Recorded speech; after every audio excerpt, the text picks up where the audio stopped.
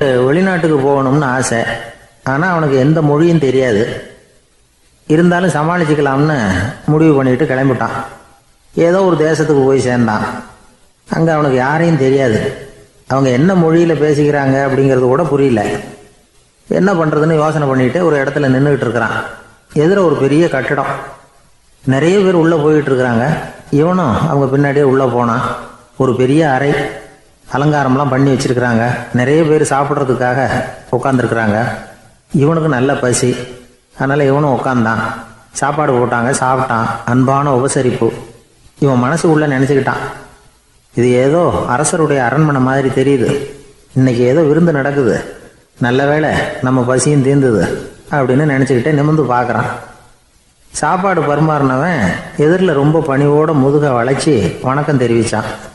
இவனும் எழுந்திரிச்சு நின்று முதுக வளைச்சி வணக்கம் தெரிவித்தான். ரொம்ப நன்றின்னா. அவன் ஒரு சீட்டை இவன் கையில் கொடுத்தான். இவன் அதை வாங்கி பார்க்குறான். என்ன எழுதியிருக்குன்னு ஒன்றும் புரியல. சரி, இந்த நாட்டில் தங்களுடைய நன்றியை சீட்டில் எழுதி தான் கொடுப்பாங்க போல இருக்கு அப்படின்னு நினச்சிக்கிட்டு மறுபடியும் நன்றின்னா. ஆனால் அவன் காசை கொடுங்கன்னான். ஏன்னா அது ஒரு ஹோட்டல். இவன் சாப்பிட்டதுக்கான பில் அது. இவன் அதை புரிஞ்சிக்கவே இல்லை. நன்றின்னு அந்த சீட்டில் எழுதி கொடுக்குறாங்க போல இருக்கு அப்படின்னு நினச்சிக்கிட்டு அதை வாங்கி சட்டை பையில் பத்திரமா வச்சுக்கிட்டு பரவாயில்லைங்க, ரொம்ப மகிழ்ச்சின்னா. ஒரு வெளிநாட்டுக்காரனுக்கு இவ்வளவு தூரம் மரியாதை பண்ணுறீங்களே, எங்கள் ஊருக்கு போனதும் உங்களை பற்றி நிறைய சொல்லுவேன் அப்படின்னா. இவன் என்ன சொல்கிறான்னு அவனுக்கு புரியல. இவனை பிடிச்சி அழைச்சிட்டு போய் முதலாளி முன்னாடி நிறுத்தினான். நாம் சொன்னதில் இவனுக்கு ரொம்ப பெருமையாக இருக்கணும் போல இருக்கு, அதுதான் பெரிய இடத்துக்கு அழைச்சிட்டு வந்திருக்கிறான் அப்படின்னு இவன் நினச்சிக்கிறான். அவரும் பில்லுக்கான பணத்தை கொடுங்கிறாரு. பரவாயில்லைங்க, ரொம்ப மகிழ்ச்சி, நன்றிங்கிறான் இவன். அவரு பார்த்தார், இவனை நீதிமன்றத்துக்கு அனுப்பி வச்சுட்டார்.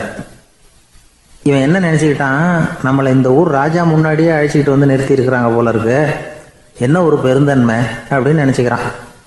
நீதிபதி சொன்னார், சாப்பிட்டதுக்கான பணத்தை கொடுத்துரு, இல்லைன்னா அதுக்கான தண்டனையை அனுபவிக்க வேண்டி இருக்கும்னார்.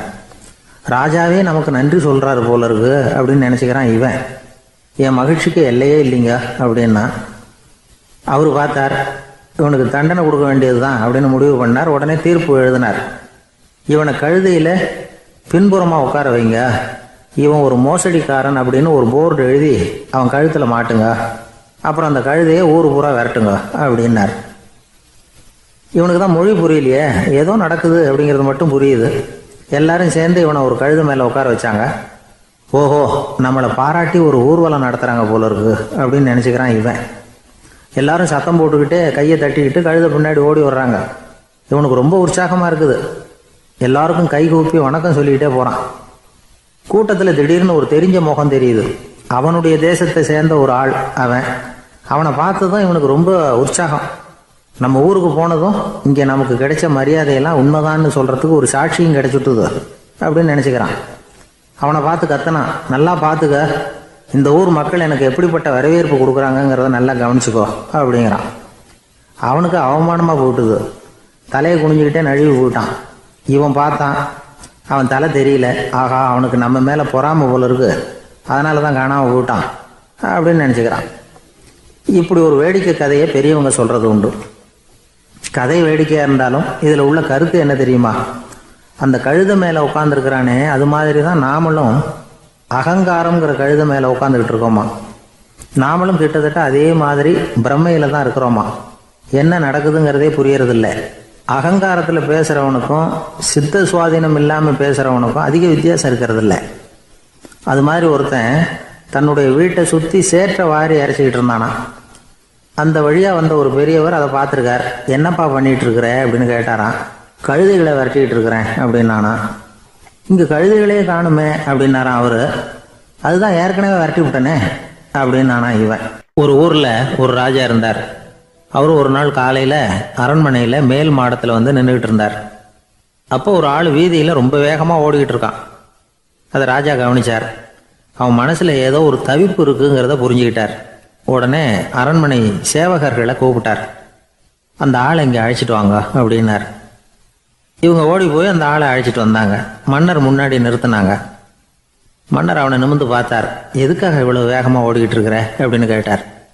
இதுக்கு அவன் சொன்னா, மன்னா, நம்ம கோட்டையின் வடக்கு வாசல் இருக்கு இல்லையா, அது ஓரமாக ஒரு பெரிய பாறாங்கல் கிடக்கு. அதுக்கு அடியில் நான் ஒரே ஒரு வெள்ளி நாணயத்தை புதைச்சி வச்சுருக்கேன். அது இப்போ எனக்கு தேவைப்படுது. என்னுடைய மனைவிக்கு ஒரு பரிசு வாங்கி கொடுக்க வேண்டியிருக்கு. அதுக்காக தான் அவசரமாக ஓடிக்கிட்டு இருக்கிறேன் அப்படின்னா. மன்னர் யோசனை பண்ணார். அப்புறம் சொன்னார், அதுக்காகவா இப்படி ஓடுற? பரவாயில்ல, அதை பற்றி கவலைப்படாத.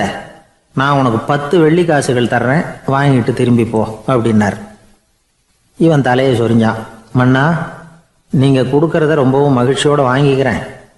இருந்தாலும் அதுக்கப்புறம் அந்த வடக்கு வாசலுக்கு போய் அங்கே இருக்கிற ஒரு நாணயத்தையும் எடுத்துக்கிட்டு போயிடுறேனே அப்படின்னானா. இதை பாருப்பா, அந்த ஒரு நாணயத்தை மறந்துடு, உனக்கு 100 வெள்ளி நாணயங்கள் தரேன் இருக்கார். மன்னா, ரொம்ப மகிழ்ச்சி. உங்கள் மாதிரி தாராள குணம் வேற யாருக்கும் வராது. நீங்கள் கொடுக்குற 100 நாணயங்களையும் வாங்கிக்கிறேன். இருந்தாலும் வடக்கு வாசலுக்கு போய் அதையும் எடுத்துக்கிட்டா 101 ஆயிடுமே அப்படின்னானா. இதை பாருப்பா, அந்த ஒரு நாணயத்தை மறந்துடு, அது எக்கேடாவது கெட்டு போகட்டும். நான் உனக்கு 100 பொற்காசுகள் தரேன், அதையாவது வாங்கிட்டு வந்த வழியிலேயே திரும்பி போடுன்னாரான். தங்க நாணயங்களே தரேன்னு சொல்கிறீங்க, தாராளமாக வாங்கிக்கிறேன். இருந்தாலும் வடக்கு வாசலுக்கு போய் அப்படின்னு மறுபடியும் ஆரம்பித்தான். அரசர் பொறுமை இழந்துட்டார். கடைசியாக ஒரு முடிவுக்கு வந்துட்டார். இதை பாருப்பா, உனக்கு என்னுடைய ராஜ்யத்திலேயே பாதியை கொடுத்துட்றேன், அப்படியாவது திருப்தியாக திரும்பி போ அப்படின்னாராம். மன்னா, உங்களுடைய பெருந்தன்மைக்கு ஈடு இணையே கிடையாது. தேசத்திலேயே பாதி பிரித்து கொடுக்குறேன்னு சொல்கிறீங்க, அதனால் உங்ககிட்ட ஒரு சின்ன வேண்டுகோள் அப்படின்னானா. சொல்லுன்னாராம் மன்னர் ஆர்வமா. இவன் மெதுவாக ஆரம்பித்தான். அப்படி இந்த ராஜ்யத்தை 2ஆ பிரிக்கிறப்போ அந்த வடக்கு வாசல் இருக்கிற பக்கத்தை என்கிட்டயே கொடுத்துருங்கோ அப்படின்னானா. மன்னர் அசந்து போயிட்டார். இந்த கதை எதுக்காகன்னு கேட்டால், மனம்ங்கிறது ஒரு குரங்குங்கிறத புரிஞ்சுக்கிறதுக்காகத்தான். உன்னை பிடிச்சிக்கிட்டா லேசில் விடாது. அப்படிப்பட்ட மனசை அறிவு தான் வழி நடத்தணும். அதில் தான் வாழ்க்கையின் வெற்றி அடங்கியிருக்குது. ஒரு சின்ன பையன் தெருவில் அழுதுகிட்டு இருந்தான். ஏன்பா அழுவுறேன்னு ஒரு பெரியவர் கேட்டார். 1 ரூபா காசை இங்கே தொலைச்சுட்டேன் அப்படின்னா. சரி, அதுக்காக அழாத, அதுக்கு பதிலாக 10 ரூபா தரேன், இந்தா வச்சுக்கோன்னு கொடுத்தார். அந்த 10 ரூபாயை வாங்கி சட்டப்பையில் போட்டுக்கிட்டு அதை விட அதிகமாக சத்தம் போட்டு அழ ஆரம்பிச்சுட்டான். மறுபடியும் ஏன்டா அழறேன்னு கேட்டார் பெரியவர். அந்த 1 ரூபாயும் கிடச்சிட்டுதுன்னா இப்போ என்கிட்ட 11 ரூபா இருக்குமே, இப்போ 10 ரூபா தானே இருக்குது அப்படின்னு சொல்லிவிட்டு அழறான். சங்கீத வித்வான்களில் பல வகை உண்டு. சில குறிப்பிட்ட ராகங்களை பாடுறதுல அவங்களுக்கு பெருமை வர்றது உண்டு. ஆனால் ஒருத்தர் இருந்தார், அவரால் ஒரு ராகத்துக்கே பெருமை வந்தது. அந்த ராகத்தை அவர் வாசித்து கேட்கணும் அப்படின்னு சொல்லுவாங்க. அது என்ன ராகம்னா தோடி ராகம். சரி, அந்த வித்வான் யாருன்னா அவர் தான் திருவாவடுதுறை ராஜரத்னம் பிள்ளை. பேராசிரியர் கல்கி ஒரு சமயம் தம்முடைய பத்திரிகையில் எழுதினாராம். அதை அப்படியே படிக்கிறேன் கேளுங்களேன். ஆகா, ஸ்ரீ ராஜரத்னம் பிள்ளையின் தோடி ஆலாபனையை முதலில் கேட்டபோது அவருடைய கற்பனையை விட்டு தள்ளுங்கள். நம்முடைய மனதில் என்னென்ன இன்பமயமான கற்பனைகள் எல்லாம் உதித்தன. குழந்தை தாயிடம் கொஞ்சம் குரலை கேட்டோம், அன்னை குழந்தையிடம் கொஞ்சம் குரலை கேட்டோம், ரதியும் மன்மதனும் பேசிக்கொண்ட காதல் மொழிகளை கேட்டோம், முருகன் சிவபெருமான் செவிகுளிர மொழிந்த உபதேசத்தை கேட்டோம், கலைமகள் கவிஞனுக்கு அருளிய ஆசி மொழிகளை கேட்டோம், நாரத முனிவருடைய தம்பூரா சுருதியை கேட்டோம், ராவணன் தன் எலும்பை ஒடித்து வீணையாகச் செய்து வாசித்த கானத்தை கேட்டோம், கானப்பறவைகளின் கலகல ஒலியை கேட்டோம், கோலக்குயில்களின் குரல் இனிமையை கேட்டோம். இப்படிலாம் பேராசிரியர் கல்கி விமர்சனம் எழுதியிருக்கிறார்.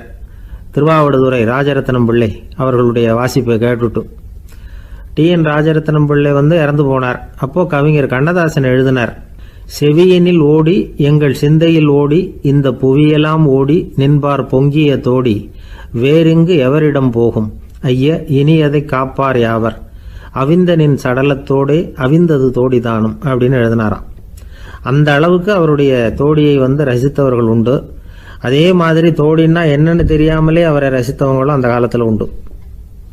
அதாவது ஒரு பெரிய சபையில் இவர் வாசிச்சுக்கிட்டு இருக்கிறார். பாதியில் ஒரு பெரிய மனுஷன் உள்ளே வந்தார். அவர் உடம்புல பட்டு வேஷ்டி, ஜருகை, அங்கவஸ்திரம், வாயில் வெத்தலை, வாசனை புகையில, காதில் வைரக்கடுக்கன், கழுத்தில் தங்க சங்கிலி, கை விரல் பூரா மோதிரம், கையில் ஒரு வெள்ளி வெத்தலை புட்டி, உதவிக்கு 2 பேர் பக்கத்தில். இவ்வளவு பந்தாவோடு வரார் கச்சேரி கேட்கறதுக்கு. இப்படி வந்தவர் முதல் வரிசையில் உட்கார்ந்தார். வித்வான் வாசித்து முடித்ததும் இவர் அவரை பார்த்து, ஐயா, நீங்கள் தோடி வாசிக்கிறதுல ரொம்ப கெட்டிக்காரர்னு கேள்விப்பட்டிருக்கேன். அதை கேட்கறதுக்காக தான் மெனக்கிட்டு வந்திருக்கிறேன். அதை வாசிங்களேன் அப்படின்னாராம் இந்த பெரியவர். ராஜரத்னம் பிள்ளைக்கு ஒன்றும் புரியல. ஏன்னா இது வரைக்கும் அவர் வாசிச்சுக்கிட்டு இருந்ததே அந்த தோடி ராகத்தை தான். அதை வாசித்து முடித்ததும் அதை வாசிங்களேன்னு இவர் கேட்குறார். அப்படின்னா இவரோட ஞானம் எப்படிப்பட்டது? இவ்வளவும் கேட்டுட்டு இப்படி கேட்குறாரே அப்படின்னு அவர் யோசிச்சிருக்கிறார் ராஜரத்னம் பிள்ளை. உடனே என்ன பண்ணார் தெரியுமா?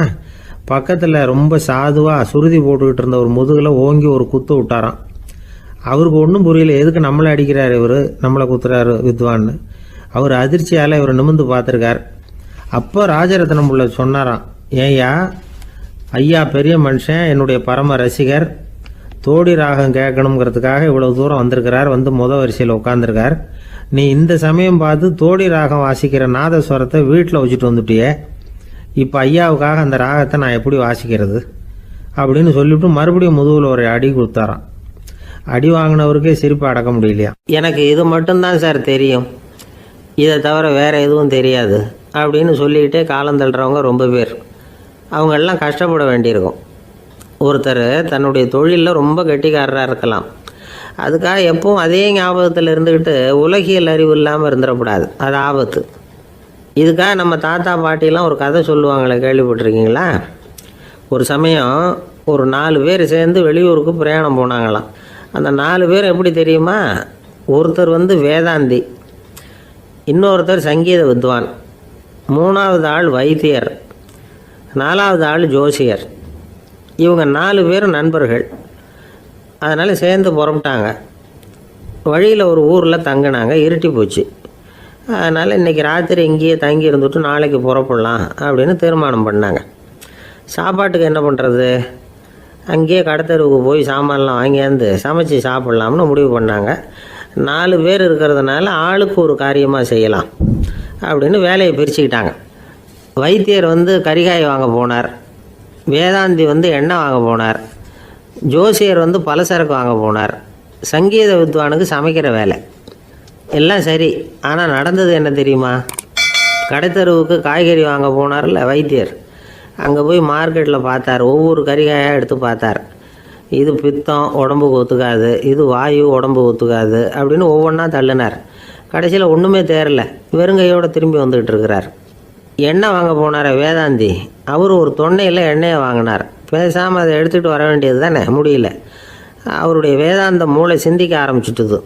இந்த தொன்னைக்கு எண்ணெய் ஆதாரமா அல்லது எண்ணெய்க்கு தொன்னை ஆதாரமா அப்படிங்கிற ஆராய்ச்சியில் இறங்கினார். என்னாச்சு தெரியுமா? அப்படி கவுத்து பார்த்தார். வாங்கின எண்ணெய் பூராவையும் வழியில் கொட்டிவிட்டு வெறும் தொன்னையோடு சேர்ந்தார். பலசரக்கு வாங்க போனார் ஜோசியர், அவர் ஒரு வழியில் பார்த்தாரு. வழியில் வந்தவங்களெல்லாம் அங்கங்கே ஒரு மரத்தடியில் உட்கார வச்சு அவங்களுக்கெல்லாம் ஆர்வம் சொல்ல ஆரம்பிச்சிட்டார். அப்படி ஒவ்வொருத்தராக சொல்லி முடிச்சுட்டு கடத்தருக்கு போய் சேர்ந்தார். இவர் அங்கே போய் சேர்றதுக்குள்ளே ரொம்ப நேரம் ஆகிட்டுது. கடையெல்லாம் பூட்டி விட்டு போயிட்டாங்க. என்ன செய்கிறது? அவரும் வெறுங்கையோடு திரும்பி சேர்ந்தார். சரி, இவங்க கதை தான் இப்படி ஆச்சு. அங்கே சமைக்கிறதுக்காக உட்காந்துருந்தார் சங்கீத வித்வான், அவர் கதை என்னாச்சு தெரியுமா? அங்கே அவர் அடுப்பை பற்ற வச்சு ஒலையை கொதிக்க வச்சார். அதாவது ஒரு பானையில் தண்ணியை ஊற்றி அடுப்பில் வச்சார். அது கொதிக்க ஆரம்பிச்சிது. தண்ணி கொதிக்கிற சத்தம் இருக்குதுல்ல, அது இவருக்கு தாளம் போடுறது மாதிரி இருந்தது. ஒரே குஷி, பாட ஆரம்பிச்சிட்டார். பாடிக்கிட்டே உற்சாகமாக கையில் இருந்த கரண்டியால் அந்த பானையில் தட்டினார், தாளம் போடுறதா நினச்சிக்கிட்டு. அவ்வளவுதான், பானை பட்டுன்னு உடஞ்சி போச்சு. தலையில் கையை வச்சுக்கிட்டு அவரும் உட்காந்துட்டார். எந்த தொழில் தெரிஞ்சாலும் சரி, அதை புத்திசாலித்தனமாக பயன்படுத்த தெரியலன்னா ஆபத்து தான். அதுக்காக தான் இந்த கதை. ஒரு பஸ்ஸு டிரைவர் ரொம்ப கெட்டிக்காரர். பஸ்ஸை ரொம்ப திறமையாக ஆபத்து இல்லாமல் ஓட்டினதுக்காக பரிசுலாம் வாங்கினவர். அவரே ஒரு படகு ஓட்டுறதுக்காக அழைச்சிட்டு போயிருக்கிறாங்க, மோட்டார் படகு. அதையும் ரொம்ப திறமையாக தான் ஓட்டிகிட்டு போயிருக்கிறாரு. நடுக்கடலில் போனதும் படகு நின்று போச்சு. மோட்டாரில் ஏதோ கோளாறு. என்ன செய்யலாம் அப்படின்னு அந்த டிரைவரை கேட்டிருக்கிறாங்க படகுல இருந்தவங்கெல்லாம். அப்போ அவர் சொன்னாராம், கவலைப்படாதீங்க, ஒன்றும் பிரச்சனை இல்லை, எல்லாரும் கொஞ்சம் கீழே இறங்கி பின்னாடி தள்ளுங்க, மோட்டார் ஸ்டார்ட் ஆகிடும் அப்படின்னாராம். இமயமலை அடிவாரத்தில் ஒரு மடம். அங்கே ஒரு சன்னியாசி இருந்தார். அவர்கிட்ட ஒருத்தர் வந்தார். சுவாமி, ஆசையை உதற நினைக்கிறேன், முடியல, ஒட்டிக்கிட்டே வருது அப்படின்னாராம். இப்படி உட்கார, ஒரு கதை சொல்கிறேன் அப்படின்னு சொல்லி அவர் சொல்ல ஆரம்பித்தாராம். அவர் சொன்ன கதை என்னென்னா, ஒரு ஊரில் ஒரு ஆள் இருந்தான். அவன் பேர் குப்புசாமி. அவங்ககிட்ட எப்பவும் ஒரு பழைய தொப்பி இருக்கும், விடவே மாட்டான். அதனால் அவனை எல்லாரும் தொப்பி சாமி அப்படின்னு தான் கூப்பிடுறது வழக்கம். ஒரு புது தொப்பி வாங்கிக்கப்படாதாப்பா அப்படின்னு நண்பர்கள்லாம் சொல்லி பார்த்தாங்க. பணத்துக்கு எங்கே போவேன் அப்படின்னு விட்டானான். பணம் வச்சுருக்கான், செலவு பண்ண மனசு வரல. மகா கஞ்சன். பழைய பாட்டில்கள்லாம் வாங்கி விற்றுக்கிட்டு இருந்தான். அப்படி ஒரு தடவை பழைய கண்ணாடி சாமான்களை ஏலத்தில் எடுத்தப்போ அதில் ஒரு அருமையான சென்ட்டு பாட்டில் கிடச்சிது. உடனே ஒரு ஐடியா பண்ணான். அந்த சென்ட்டை சின்ன சின்ன பாட்டில்களில் அடைச்சி ஜன்னல் ஓரமாக அடுக்கி வச்சுட்டான். அதை விற்றா நிறைய பணம் கிடைக்குமே. அதனால் இதுக்கு இடையில் ஒரு நாள் அவன் அப்படியே உட்காந்துருந்தான். அந்த நேரம் நண்பன் வந்தான். ஏண்டா உன் பழைய தொப்பியை மாற்றப்படாதா, ஊரில் எல்லோரும் கேலி பேசுகிறாங்களே ஒன்று தொப்பி சாமின்னு அப்படின்னு சொல்லி கேட்டிருக்கான். இந்த சென்ட்டு பாட்டில் விற்றதும் பணம் வரும், அதுக்கப்புறம் பார்க்கலாம் அப்படின்னு நானா இவன். சரி வா நீச்சல் குளத்துக்கு போயிட்டு வருவோம் அப்படின்னு கூப்பிட்ருக்கான் நண்பன். 2 பேரும் போனாங்க. அதே நேரம் அந்த ஊர் நீதிபதியும் அங்கே குளிக்க வந்தாராம். அவர்கிட்ட இருந்தது விலை வசந்த ஒரு புது தொப்பி. அதை அங்கே இருந்த ஸ்டாண்டில் மாட்டிவிட்டு குளிக்க போனார். இதுக்கிடையில் குப்புசாமி குளிச்சுட்டு வந்தான். அவனுடைய பழைய தொப்பியை காணலை. அந்த புது தொப்பியை பார்த்தா இது நண்பனுடைய வேலை தான் அப்படிங்கிறதாக புரிஞ்சுக்கிட்டு அதை எடுத்து மாட்டிகிட்டு வந்துட்டான். நீதிபதி குளிச்சுட்டு வந்து பார்க்குறாரு, தொப்பியை காணும். போலீஸில் புகார் கொடுத்தார். அவங்க தேடினாங்க. ஒரு மூலையில் பழைய தொப்பி கிடச்சிது. அடடா இது நம்ம குப்புசாமியோட தொப்பி இல்லையா அப்படின்னு நானா ஒருத்தன். உடனே அவன் வீட்டுக்கு தேடிட்டு போயிருக்காங்க. அங்கே போய் பார்த்தா புது தொப்பி அங்கே இருக்குது. உடனே அவனுக்கு 1000 ரூபா அபராதம் போட்டாங்களாம். அவன் பணத்தை கட்டிவிட்டு ரொம்ப எரிச்சலோடு வீட்டுக்கு வந்தான். பழைய தொப்பி கண்ணில் பட்டது. மறுபடியும் உன்னால் தானே எனக்கு 1000 ரூபா நஷ்டம் அப்படின்னு சொல்லி அதை எடுத்துக்கிட்டு அப்படி போயிருக்கான். அந்த ஊர் குளத்தில் வீசி எறிஞ்சிட்டு வந்துட்டான். அது மீன் பிடிக்கிற ஒருத்தன் கையில் சிக்கிச்சு. அவன் வர்ற வழியில் அதை எடுத்து வேகமாக வீசி எறிஞ்சான். அது நேராக குப்புசாமி வீட்டு ஜன்னல் வழியாக உள்ளே இந்த சென்ட்டு பாட்டில்கள் மேலே விழுந்து எல்லாம் உடஞ்சி நொறுங்கி போச்சு. குப்புசாமி பார்த்தான். தோட்டத்தில் ஆழமாக ஒரு குழியை வெட்டினான். அந்த தொப்பியை போட்டான், மூடிவிட்டான். இதை அடுத்த வீட்டுக்காரன் பார்த்தான். ஏதோ புதையல் தான் வச்சுருக்கான் போல இருக்குன்னு நினச்சான். போலீஸில் போய் புகார் கொடுத்துட்டான். மறுபடியும் போலீஸ் குழியை தோண்டினாங்க. பழைய தொப்பி மறுபடியும் வெளியில் வந்தது. எல்லோரும் சிரிக்கிறாங்க. அன்னைக்கு ராத்திரியே அந்த தொப்பியை எடுத்துக்கிட்டு நேராக புறப்பட்டான். ஒரு கல்லில் அதை சேர்த்து கட்டி குடிநீர் தொட்டி இருக்கும்ல அதில் போட்டுட்டு வந்துட்டான். இனிமேல் என்ன பண்ணும் பார்ப்போன்னு. ஒரு நாள் திடீர்னு குழாயெல்லாம் அடைப்பட்டு போச்சு. மாநகராட்சி அலுவலர்கள் என்னன்னு பார்த்தா அந்த பழைய தொப்பி குழாயை அடைச்சிக்கிட்டு இருக்குது. இது குப்புசாமியோட தொப்பிங்கிறது தான் எல்லாருக்கும் தெரியுமே. உடனே குடிநீரை பாழாக்கணத்துக்காக குப்புசாமிக்கு கோர்ட்டு 2500 ரூபா அபராதம் போட்டுவிட்டுது. அதையும் கட்டிவிட்டு வெளில வந்தான். கடைசியாக முடிவு பண்ணான். ஒரு நெருப்பு குச்சியை கிழிச்சான். தொப்பியை கொளுத்தினான். எரிஞ்சுது. எடுத்து வெளில எரிஞ்சான். கொஞ்ச நேரத்தில் தீ அணைப்பு படம் வந்துட்டுது. ஆமாம், இவன் எடுத்து எரிஞ்சது வெளியில் விழுந்து வீட்டு கூரையே பற்றிக்கிட்டு எரிய ஆரம்பிச்சுட்டுது. அவனோட பணத்தாசையும் அதோடு சேர்ந்து எரிஞ்சு போச்சான். இப்படி ஒரு கதை. இந்த கதையை சொல்லி முடித்தார் அந்த இமயமலை அடிவாரத்தில் இருந்த சன்னியாசி. இப்போ அந்த குப்புசாமி எங்கே இருக்கிறான்னு கேட்டார் எதிரில் இருந்தவர். இதோ உன் எதிரிலே இருக்கிறான், நான் தான் அந்த குப்புசாமி அப்படின்னாரான் அந்த சன்னியாசி. அந்த குப்புசாமி கிட்ட இருந்தது மாதிரி ஒரு பழைய தொப்பி நம்ம ஒவ்வொருத்தர்கிட்டையும் உண்டு. அதை எப்படி தொலைக்கிறதுன்னு தெரியாமல் தடுமாறிக்கிட்டு இருக்கிறோம். அது என்ன தொப்பிங்கிறீங்களா? அதுதான் நம்மை சூழ்ந்திருக்கிற மாயை அப்படிங்கிறார் சுவாமி சின்மயானந்தர். மெய்ஞானம் கிடைக்கிறப்போ மாயை எரிஞ்சு போகும் அப்படிங்கிறது அவருடைய கருத்து. நம்மால் ஒருத்தர் வேகமாக ஓடி வந்தார். காலில் மாட்டியிருந்த பழைய செருப்பு 2ஐயும் ஆவேசமாக தூக்கி ஒரு கிணத்துல போட்டுட்டு வெறுங்காலோடு நடந்து வந்துக்கிட்டு இருக்கிறார். ஏன் அப்படி பண்ணீங்க அப்படின்னு கேட்டோம். அந்த செருப்புக்கு சொந்தக்காரன் பின்னாடி வந்துக்கிட்டு இருக்கிறான், அதனால் அப்படி பண்ணேன் அப்படிங்கிறார் இவர். வாழ்க்கையில் சில சந்தர்ப்பங்களில் நாம் சில அவமானங்களை சந்திச்சே தீர வேண்டியிருக்கு. என்ன பண்ணுறது, காலம் அப்படி. அவமானப்படுறவங்க உடனே அடங்கி போய்டுறது தான் உலக வழக்கம். அவமானப்பட்டால் உடனே சீறி எழறவங்களும் உண்டு.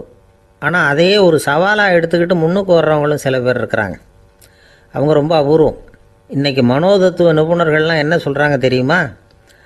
அவமானப்பட்டுட்டா உடனே அடங்கி போயிடக்கூடாதான்.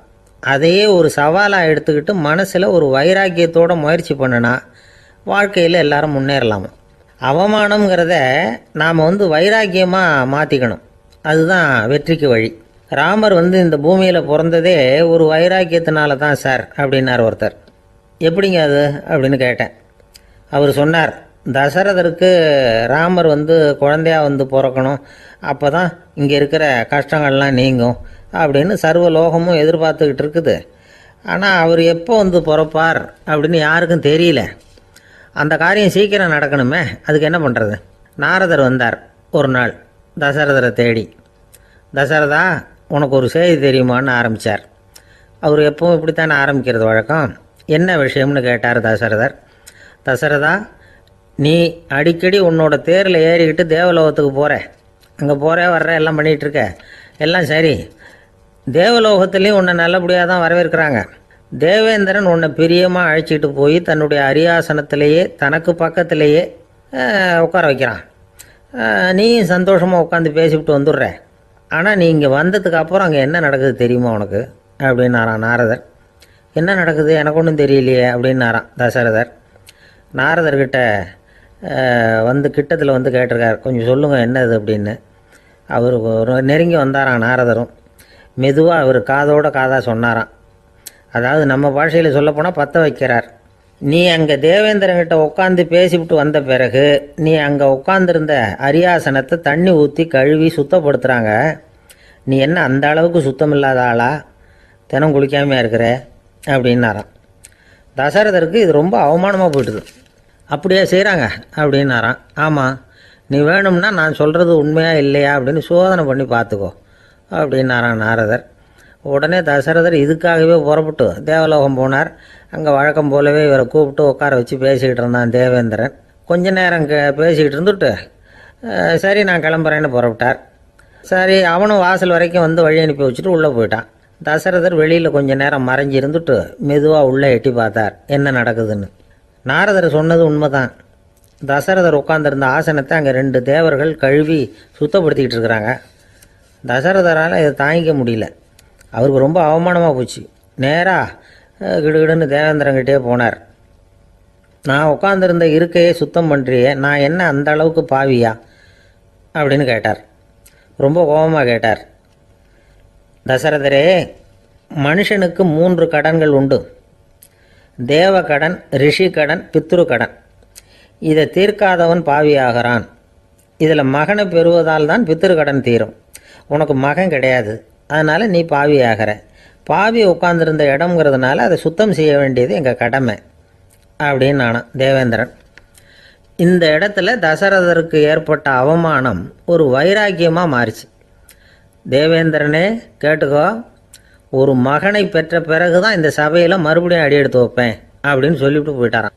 போய் புத்திர காமேஷ் யாகம் பண்ணார். புத்திரர்கள் பிறந்தார்கள். இந்த கதையில் உள்ள கருத்து என்னென்னா, தேவேந்திரன் தசரதரை அப்படி அவமானப்படுத்தலைன்னா அவருக்கு இப்படி ஒரு வைராக்கியம் பிறந்திருக்குமா யோசிச்சு பார்க்கணும். நமக்கு ஏற்படுகிற சில அவமானங்களையும் வைராக்கியமாக மாற்றிக்குவோம். அப்படி மாற்றிக்கிட்டோம்னா வாழ்க்கையில் வந்து முன்னேறலாம். நம்ம ஆளுங்க சில பேர் அவமானத்தை வந்து வைராக்கியமாக மாற்றிக்கிறது எப்படி தெரியுமா? நம்மக்கிட்ட ஒரு பையன் சொன்னான், எங்கள் அப்பா என்னை எல்லாருக்கும் முன்னாடி வச்சு திட்டிவிட்டார், பொறுப்பு இல்லாமல் ஊர் சுற்றுறேன்னு சொல்லி அவமானப்படுத்தி விட்டார். இனிமேல் நீ என் முகத்திலேயே முழிக்காதரா போடான்னு வேற சொல்லிவிட்டார். எனக்கு ரோஷம் வந்துட்டுது. அந்த அவமானத்தை வைராக்கியமாக மாற்றிக்கிட்டேன். அன்னையிலேருந்து அவர் முகத்திலேயே முழிக்கிறது இல்லை அப்படின்னா. அப்படியான்னு கேட்டோம். ஆமாங்க, அவர் வீட்டில் இல்லாத நேரமாக பார்த்து உள்ளே சமையல் கட்டுக்கு போய் சாப்பிட்டுட்டு நைஸாக வெளியில் வந்துடுவேன் அப்படிங்கிறான் அவன். ஒரு கடைக்கு போனேன், 5 ரூபா பணத்தை எடுத்து கொடுத்தேன். ஒரு தினசரி பத்திரிக்கையை கேட்டேன். அவர் உடனே அங்கே அடுக்கி வச்சுருந்த பத்திரிகையில் ஒன்று எடுத்து என் கையில் கொடுத்தார். வாங்கிக்கிட்டேன். மீதி பணத்தை எடுத்தார். அதையும் என் கையில் கொடுக்கணும்ல, கொடுக்கல. எதிரில் இருந்த பலகையில் வச்சு எடுத்துக்க சொன்னார். எப்பவும் அவர் அப்படி தான் பண்ணுவார். நானும் எடுத்துக்கிட்டு வந்துடுவேன். இவர் ஏன் இப்படி பண்ணுறாருங்கிறது எனக்கு ரொம்ப நாளாக ஒரு சந்தேகம். ஒரு நாள் அவர்கிட்டயே இதை கேட்டுவிட்டேன். ஏங்க, நீங்கள் உங்கள் கடைக்கு வந்து பொருள்கள் வாங்குறவங்களுக்கு நீங்கள் பாக்கி சில்லறையை கொடுக்குறப்போ பலகையில் வச்சு விட்றீங்க, கையில் கொடுக்க மாட்டேங்கிறீங்களே, ஏன் அப்படின்னு கேட்டேன். காசை கையில் கொடுத்தா நம்மக்கிட்ட இருக்கிற லட்சுமி போயிடுவா சார் அப்படின்னார். அதாவது பணம் செலவாயிடும் அப்படின்னு அர்த்தமா. இன்னொரு நண்பர், அவர் ஒரு நாள் வழக்கத்துக்கு மாறாக ரொம்ப சோகமாக உட்காந்துருக்கிறார். ஏங்க என்னாச்சு, ஏன் இப்படி கப்பலே கவிழ்ந்தது மாதிரி உட்காந்துருக்குறீங்க அப்படின்னு கேட்டேன். கப்பலே கவிழ்ந்திருந்தா கூட நான் இப்படி கவலைப்பட மாட்டேன் சார், வேற ஒன்று நடந்து போச்சுன்னார். என்னன்னு கேட்டேன். என் உச்சந்தலையில் பல்லி ஒன்று விழுந்துட்டுதுன்னார். அதுக்காகவா இப்படி அப்படின்னு ஆச்சரியப்பட்டேன். ஆமாங்க, பல்லி உச்சந்தலையில் விழுந்தால் பலன் என்னன்னு பஞ்சாங்கத்தில் பார்த்தேன், மரணம்னு போட்டிருக்கு அப்படின்னு சொல்லிவிட்டு அவர் தொடர்ந்து கவலைப்பட ஆரம்பிச்சிட்டார். இப்படியும் ஒருத்தர். என் கூட வேலை பார்க்குற ஒருத்தர் எப்படி தெரியுமா, தினமும் வலது காலை வச்சு தான் ஆஃபீஸுக்கு உள்ளே நுழைவார். என்னைக்காவது தவறுதலாக இடது காலை வச்சு உள்ளே வந்துட்டார்னா அன்னைக்கு பூரா மனசு சங்கடப்படுவார். எந்த வேலையும் சரியாக ஓடாது. கேரம் போர்டு ஆடுற ஒருத்தர் எப்போ ஆட உட்காந்தாலும் ஸ்ட்ரைக்கரை கை தவறி கீழே விழுற மாதிரி பண்ணி அதுக்கப்புறம் அதை எடுத்துக்கிட்டு ஆட உட்காருவார். ஏன்னா எப்போவோ ஒரு தடவை நிஜமாகவே அது கை தவறி கீழே விழுந்திருக்குது. அன்னைக்கு பிரமாதமாக ஜெயிச்சுட்டார். உடனே ஒரு முடிவுக்கு வந்துட்டார், கை தவறுனா லாபம் அப்படின்னு. அதுக்கப்புறம் அதையே பழக்கமாக்கிக்கிட்டார். பூனை குறுக்க போனால் சகுனம் சரியில்லைன்னு நினைக்கிறவங்க உண்டு. ஆனால் ஒருத்தர் எப்படி தெரியுமா, அவர் வெளியில் கிளம்புற சமயம் பக்கத்து வீட்டு ரேடியோவில் மியாவ் மியாவ் பூனை குட்டின்னு பாட்டு சத்தம் கேட்டால் கூட போதும், சகனம் சரியில்லைன்னு பிரயாணத்தை கேன்சல் பண்ணிவிடுவார். இப்போ இவ்வளவும் எதுக்கு சொல்கிறோம்னா, அளவுக்கு மீறின சகுன நம்பிக்கைகள் இருக்குது பாருங்கள், இதோட பயமும் சேர்ந்துக்கிட்டதுன்னு வச்சுக்கோங்க, இது ஒருத்தருடைய மனநிலையை பாதிச்சிடும். இது உளவியல் நிபுணர்கள் சொல்கிற கருத்து. வாழ்க்கையே தடுமாற வச்சிரும். பாதுகாப்பு இல்லாத உணர்வு, ஒரு விதமான டிப்ரெஷன் மனநிலை, இதெல்லாம் தான் இதுக்கு காரணமாக அமையலாம். சில பேர் காய்கறி நறுக்க கத்தியை கையில் எடுத்தால் கூட நேரம் சரியாக இருக்கா அப்படின்னு பார்த்துட்டு தான் வேலையை ஆரம்பிக்கிறது வழக்கம். அறிவு தான் மனசுக்கு வாத்தியாராக இருக்கணும். அப்போ தான் வாழ்க்கை நிம்மதியாக இருக்கும். அறிவு மனசு சொல்கிறபடியெல்லாம் கேட்க ஆரம்பிச்சுட்டுதுன்னா இடைஞ்சல் தான். ஒருத்தருக்கு 7ஆம் நம்பர் தான் ராசியான நம்பரான். 7ஆம் தேதி தான் எந்த காரியத்தையும் ஆரம்பிப்பாராம். 7 எழுத்து வர்றது மாதிரி பேரை மாற்றி வச்சுக்கிட்டார். 7 மணிக்கு தான் தினமும் எழுந்திருப்பார். 7ஆம் நம்பர் வீட்டில் தான் குடியிருக்கார். கல்யாணம் கூட 7ஆம் தேதி தான் பண்ணிக்கிட்டார். அவர் ஒரு நாள் குதிரை பந்தயத்துக்கு போனாராம். குதிரையோட பேரையெல்லாம் பார்த்தார். ஒரு குதிரையோட பேர் 7 எழுத்தில் அமைஞ்சிருந்தது. 7 தானே இவருக்கு அதிர்ஷ்ட நம்பர். அதனால் உடனே அது பேரில் பணத்தை கட்டினார். பந்தயம் நடந்தது. என்ன சார் ஆச்சுன்னு கேட்டாங்க. நான் பணம் கட்டின அந்த என்னோட குதிரை 7ஆவதாக சேர்ந்தது சார் அப்படின்னாராம் சோகமாக. ஒரு ஊரில் ஒரு ராஜா இருந்தார். அவர் ஒரு பூனை வளர்த்தார். ரொம்ப செல்லமாக அவர் அந்த பூனையை வளர்த்தார். அவர் என்ன பண்ணுவார் தெரியுமா, இரவு நேரத்தில் அந்த பூனையோட தலையில் ஒரு விளக்கை வச்சுருவார். அந்த பூனை ரொம்ப ஜாக்கிரதையாக அந்த விளக்கு கீழே விழுந்துடாமல் பார்த்துக்கும். தலையை ஆட்டாமல் ரொம்ப நிதானமாக ராஜா பின்னாடி நடந்து போய்கிட்டே இருக்கும். அந்த விளக்கு வெளிச்சத்தில் எல்லா வேலைகளையும் செஞ்சுருவார். கையில் ஒரு விளக்கை தனியாக எடுத்துகிட்டு போக வேண்டிய அவசியமே இல்லை. விளக்கை தூக்கிட்டு போகிற வேலையை அந்த பூனை பார்த்துக்கும். அதனால் ராஜாவுக்கு அந்த பூனை மேலே ரொம்ப பிரியம். மந்திரிகளையெல்லாம் கூப்பிட்டு அவங்கக்கிட்ட சொல்லுவார், பார்த்தீங்களா இந்த பூனை எவ்வளவு விசுவாசமாக நடக்குது, என் பேரில் எவ்வளவு மரியாதை பார்த்தீங்களா அதுக்கு அப்படிம்பார். இதை கேட்டுவிட்டு அங்கேருந்து அமைச்சர்களில் ஒருத்தர் சொன்னார், மன்னா நீங்கள் சொல்கிறது சரிதான், இருந்தாலும் இந்த பூனையோட விசுவாசத்தை நாம் கொஞ்சம் சோதித்து பார்க்க வேண்டியிருக்கு அப்படின்னாராம். சரி, உங்கள் ஆசையை ஏன் கெடுக்கணும், நல்லா சோதிச்சு பாருங்கள் அப்படின்னு சொல்லிவிட்டார் ராஜா. உடனே அந்த அமைச்சர் என்ன பண்ணார் தெரியுமா, எங்கேயோ புறப்பட்டு போனார். ஒரு 5-6 எலிகளை பிடிச்சிக்கிட்டு வந்தார். அரண்மனையில் ராஜா ஏதோ வேலை பார்த்துக்கிட்டு இருக்கிறாரு. பக்கத்தில் அந்த பூனை ரொம்ப பணிவாக நின்றுக்கிட்டு இருக்குது. அது தலையில் விளக்கு எரிஞ்சிக்கிட்டு இருக்கு. அமைச்சர் தான் பிடிச்சிக்கிட்டு வந்த எலிகளை அந்த பூனை பார்வையில் படுறது மாதிரி எதிரில் விட்டார். அந்த எலிகள்லாம் அங்கேயும் இங்கேயும் ஓட ஆரம்பிச்சுது. அதை பார்த்தது பூனை. அவ்வளவுதான். தலையில் இருக்கிற விளக்கை பற்றியும் கவலைப்படலை, ராஜாவை பற்றியும் கவலைப்படலை. ஒரே பாய்ச்சலாக பாஞ்சு எலிகளை துரத்த ஆரம்பிச்சுட்டுது. தலையில் இருந்த விளக்கு எங்கேயோ போய் விழுந்தது, அணைஞ்சு போச்சு. இருட்டில் ராஜா தடுமாற ஆரம்பிச்சுட்டார். இந்த சமயத்தில் அந்த அமைச்சர் மறுபடியும் விளக்கை ஏற்றினார். வெளிச்சம் வந்தது. அதுக்கப்புறம் அந்த அமைச்சர் பேசினார், அரசே, பூனையோட விசுவாசத்தை பார்த்தீங்களா, எலி அது கண்ணில் படுற வரைக்கும் தான் விசுவாசமாக இருந்தது. அது மாதிரி எலியை பார்த்ததும் எல்லாத்தையும் விட்டுட்டு அதை துரத்த ஆரம்பிச்சுட்டு பார்த்தீங்களா. தான் அந்த பூனையை பற்றி நினச்சது தப்புங்கிறது அதுக்கப்புறம் தான் அந்த ராஜாவுக்கு புரிஞ்சுதான். சரி, இப்போ எதுக்கு இந்த கதையெல்லாம் அப்படிங்கிறீங்களா, இந்த பூனை மாதிரி தான் நம்ம மனசும். மனசை எவ்வளவு தான் பயிற்சி கொடுத்து பக்குவமாக வச்சுருந்தாலும் பார்க்குறதுக்கு பரமசாது மாதிரி தான் இருக்கும். பார்க்க வேண்டியதை பார்த்துட்டுதுன்னா பாஞ்சிரும். இந்த பூனை மாதிரி புலன் இன்ப பொருள்கள் கிட்டாத வரைக்கும் மனம் அடங்கி இருக்கிறது மாதிரி தான் தெரியும். கொஞ்சம் வாய்ப்பு கிடைச்சாலும் அது குதிக்க ஆரம்பிச்சிடும், தப்பு பண்ண ஆரம்பிச்சிடும். பெரிய பெரிய முனிவர்கள் வாழ்க்கையில் நடந்த வீழ்ச்சி இதை தான் நிரூபிக்குது. புலன்களின் ஆற்றல் அதிகம். அதனால் மனக்கட்டுப்பாடு பயிற்சிகளில் ரொம்ப எச்சரிக்கையாக இருக்கணுங்கிறார் சுவாமி சிவானந்தர். மது பழக்கத்தையே விட்டுவிட்டேன்னு உறுதியாக இருப்பான். கடை கண்ணில் பட்டுவிட்டதுன்னா கால் அவனை கேட்காமலே இழுத்துக்கிட்டு உள்ளே போயிடும். இதுதான் மனசுங்கிறது.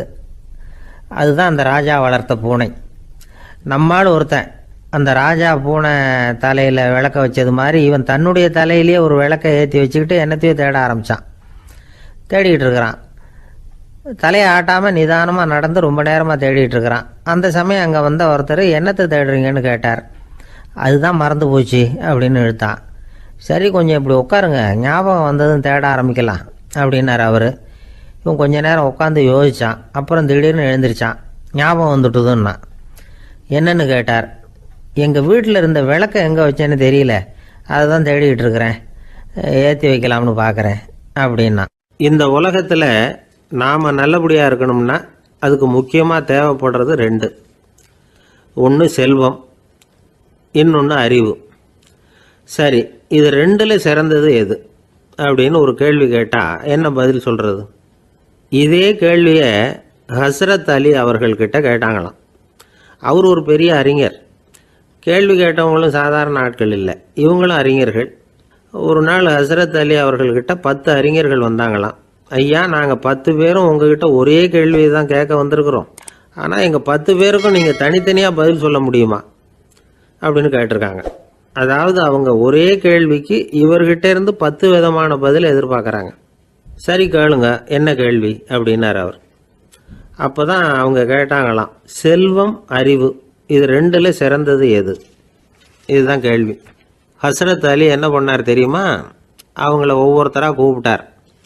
ஒவ்வொரு விதமான பதிலை சொல்லி அனுப்புனார். முதல்ல ஒருத்தரை கூப்பிட்டார். சொன்னார், அறிவுங்கிறது தீர்க்கதரிசிகள், ஞானிகள், மகான்கள் இவங்களோட பரம்பரை சொத்து. ஆனால் செல்வம்ங்கிறது கொடுங்கோலரின் ஆயுதம். அதனால் அறிவு தான் சிறந்தது அப்படின்னார். ரெண்டாவது ஆளை கூப்பிட்டார். உங்ககிட்ட செல்வம் இருந்தால் நீங்கள் தான் அதை காப்பாற்றணும், ஆனால் அறிவு உங்களை எப்பவும் காப்பாற்றும். ஆகவே அறிவு தான் சிறந்தது அப்படின்னார். மூணாவது ஆளை கூப்பிட்டார். செல்வந்தனுக்கு எப்போதும் விரோதிகள் அதிகம், ஆனால் அறிஞனுக்கு நண்பர்கள் அதிகம். அதனால் அறிவு தான் சிறந்ததுன்னார். அடுத்தவரை கூப்பிட்டார். செல்வம் அடுத்தவங்களுக்கு கொடுக்க கொடுக்க குறையும், ஆனால் கல்விங்கிறது அதிகரிச்சுக்கிட்டே வரும், கொடுக்கறதுனால குறையாது. அதனால் அறிவு தான் சிறந்ததுன்னார். இன்னொருத்தரை கூப்பிட்டார். அறிவுள்ளவன் எப்பவும் அதை அடுத்தவங்களுக்கு வாரி வழங்கிக்கிட்டே இருப்பான், அதனால் அவங்ககிட்ட தாராளத்தன்மை இருக்கும். ஆனால் செல்வந்தன்கிட்ட கஞ்சத்தனம் தான் இருக்கும், அதனால் அறிவு தான் சிறந்ததுன்னார். ஆறாவது நபரை கூப்பிட்டார். செல்வத்தை கள்வர்கள் திருடிட்டு போக முடியும், ஆனால் அறிவை அப்படி திருடிட்டு போக முடியாது அப்படின்னார். ஏழாவது நபரை கூப்பிட்டார். செல்வம் கால ஓட்டத்தில் அழிஞ்சிரும், ஆனால் அறிவை கால ஓட்டம் ஒன்றும் பண்ண முடியாது, ஆகவே அறிவே சிறந்ததுன்னார். எட்டாவது ஆளை கூப்பிட்டு சொன்னார், செல்வத்துக்கு எப்பவும் எல்லை உண்டு, நிறை உண்டு, அளவு உண்டு, கணக்கு உண்டு. ஆனால் அறிவுக்கு அப்படிப்பட்ட எல்லை எதுவும் கிடையாது, அதனால் அதுதான் சிறந்ததுன்னார். அடுத்தவனை கூப்பிட்டார். செல்வம் உள்ளத்தில் உள்ள ஒளியை போக்கிவிடும், இருட்டை உண்டாக்கிவிடும், விரிந்த மனப்பான்மையை குறுகலாக்கிவிடும். ஆனால் அறிவு அப்படி இல்லை, இருண்ட உள்ளத்தில் ஒளியை பாய்ச்சி அதை விசாலப்படுத்துது, அதுதான் சிறந்ததுன்னார். கடைசியாக 10வது நபரை கூப்பிட்டார். செல்வம் மனசில் செருக்கை உண்டாக்குது, ஆணவத்தை ஏற்படுத்துது, அதனால் நானே கடவுள்னு நினைக்கிற அளவுக்கு மனுஷனை தாழ்த்தி விடுது. ஆனால் அறிவு பணிவையும் பண்பாட்டையும் வளர்க்குது, அதனால் அறிவு தான் சிறந்ததுன்னார். ஆக இப்படி 10 பேருக்கும் 10 விதமாக பதில் சொன்னது மூலமாக ஹஸ்ரத் அலி அவர்கள் அறிவு தான் செல்வத்தை விட சிறந்தது அப்படிங்கிறதுக்கு 10 காரணங்களை சுட்டி காட்டியிருக்கார். அந்த அறிஞர் 10 பேர் கேட்ட ஒரே கேள்விக்கு 10 பதில் சொன்னார். நமக்கு வேண்டிய ஒருத்தர் 10 பேர் கேட்ட கேள்விக்கு ஒரே பதில் சொல்லி சமாளித்தார். கேள்வி என்ன தெரியுமா? என்கிட்ட வாங்கின கடனை எப்போயா திருப்பி கொடுக்க போகிற? இதுதான் அந்த 10 பேரும் கேட்ட ஒரே கேள்வி. இந்த மாதம் 26ஆம் தேதி தந்துடுறேன் அப்படிங்கிற ஒரே பதில் சொல்லி அவ்வளவு பேரையும் இவர் அனுப்பி வச்சுட்டாராம். எல்லாரும் போனதுக்கப்புறம் இவரை தனியாக கூப்பிட்டு கேட்டிருக்கிறாங்க. அது என்ன சார் கணக்கு, 26ஆம் தேதி அன்னைக்கு என்ன அதிசயம் நடக்க போகுது அப்படின்னு கேட்டிருக்காங்க. அதிசயம் அன்னைக்கு இல்லை, அதுக்கு நாளே நடக்க போகுதுன்னாராம். விவரமாக சொல்லுங்கன்னு இருக்காங்க. வேற ஒன்றும் இல்லைங்க, 26ஆம் தேதி தானே எல்லாரையும் வர சொல்லியிருக்கிறேன், அதுக்கு நாளே நான் புறப்பட்டு தலைமறைவாயிட போகிறேன் அப்படின்னாராம் ரொம்ப பெருமையாக. ஒரு ஊரில் ஒரு ராஜா இருந்தார். அந்த ராஜாவுக்கு ஒரு மந்திரி. ராஜா ரொம்ப நியாயமானவர், நேர்மையானவர், கண்டிப்பானவர். தப்பு செய்கிறது யாராக இருந்தாலும் தண்டனை கொடுப்பார். வேண்டியவங்களுக்கு ஒரு நியாயம், வேண்டாதவங்களுக்கு ஒரு நியாயங்கிறதெல்லாம் அவர்கிட்ட கிடையாது. ஒரு சமயம் அரசவையில் அந்த அமைச்சரே விதிமுறைகளுக்கு புறம்பா ஏதோ நடந்துகிட்டு இருக்கார். மன்னருக்கு கோபம் வந்துட்டுது. உடனே அந்த அமைச்சரை கிட்டத்தில் கூப்பிட்டு அவர் கன்னத்தில் ஓங்கி ஒரு அறை கொடுத்துட்டாராம். உடனே அந்த அமைச்சர் என்ன பண்ணார் தெரியுமா? நேராக போனார். அங்கே நின்றுக்கிட்டு இருந்த இன்னொருத்தர் கன்னத்தில் ஓங்கி அரைஞ்சார். அறை வாங்கினவர் திகைச்சு போயிட்டார்.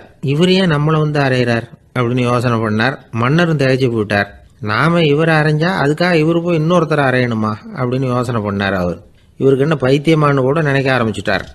ஆனால் என்ன ஆச்சுன்னா, அப்புறம் அமைச்சர் அவர் கவனிச்சுக்கிட்டு இருந்தாரா, அவர் இன்னொருத்தரை அரைஞ்சார் இல்லையா, அந்த அறை வாங்கின ஆசாமியை பார்த்து கத்திக்கிட்டு இருந்தார்.